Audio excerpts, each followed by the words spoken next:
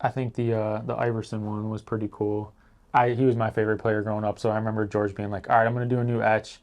Who should I do?" He was picking between a couple of guys. I'm like, "Oh, you gotta do Iverson, man. He's so fun to watch. Like if we met him."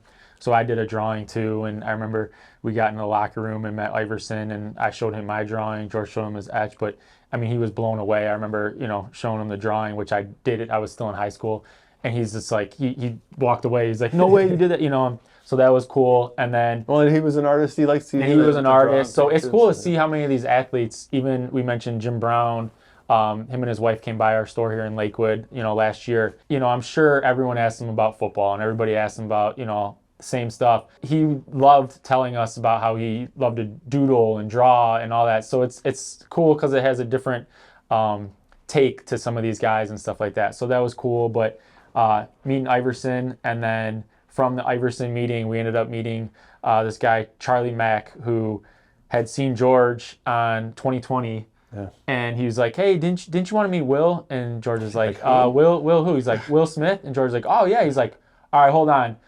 Right on the phone, right there on the spot, calls up. He's like, Jada, put Will on. And we're like sitting here like, really? Is this happening?